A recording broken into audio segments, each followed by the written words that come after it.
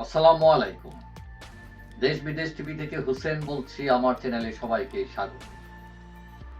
শেখ হাসিনা সরকারের পতনের পর ডক্টর ইউনূস ক্ষমতায় আছেন এবং তাকে সাপোর্ট করছে সেনাবাহিনী, বিভিন্ন দল, ছাত্ররা।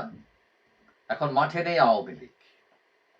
এখন এই অবস্থায় দেশের আইন শৃঙ্খলা পরিস্থিতি খুবই উত্তপ্ত।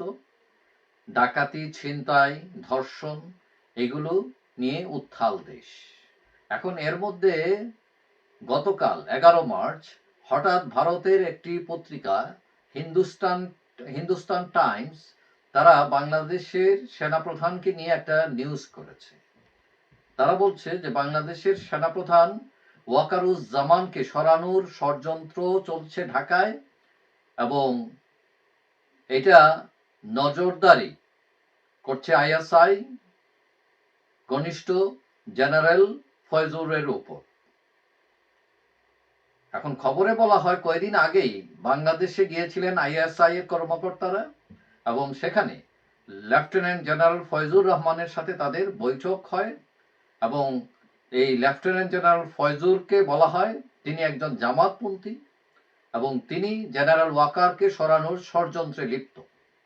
রিপোর্ট সেটা বলছে এবং ওই রিপোর্টে এটাও বলা হয় যে লেফটেন্যান্ট জেনারেল ফয়জুর রহমান সেনার সদর দপ্তরে জেনারেলদের একটা বৈঠক ডাকেন যারা তাকে সমর্থন করেন এবং নিজের কি শক্তি সেটা যাচাই করেন। কিন্তু সেই শক্তি যাচাই করতে গিয়ে তিনি সেনা প্রধানের বিরুদ্ধে সেভাবে জেনারেলদের সমর্থন জোটাতে পারেননি যাদেরকে তিনি হয়তো আশা করেছিলেন। এবং এই সংবাদে এটাও বলা হয় যে 10 জন জেনারেল ষড়যন্ত্রে সামিল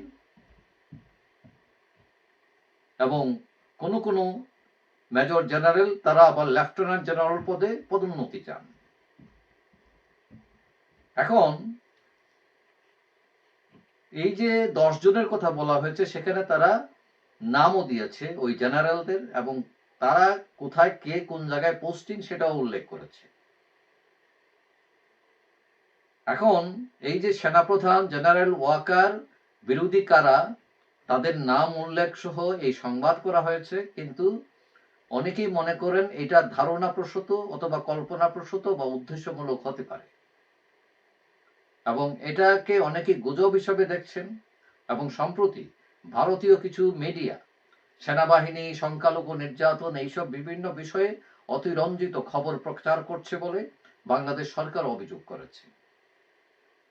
তো এখন সেনাবাহিনী সুশৃঙ্খলিত একটি বাহিনী, তারপরও আমাদের দেশের যে সেনাবাহিনীর ইতিহাস সেখানে কু হয়েছে, সেনাবাহিনী জনগণের খেদমতে নিয়োজিত হয়েছে এবং 2024 আমরা দেখলাম সেনাবাহিনী ক্ষমতার লোভও দেখায়নি এবং বর্তমান সরকার তাদেরকে ম্যাজিস্ট্রেসি ক্ষমতাও দিয়েছে, আইন শৃঙ্খলা নিয়ন্ত্রণের কাজ করছে।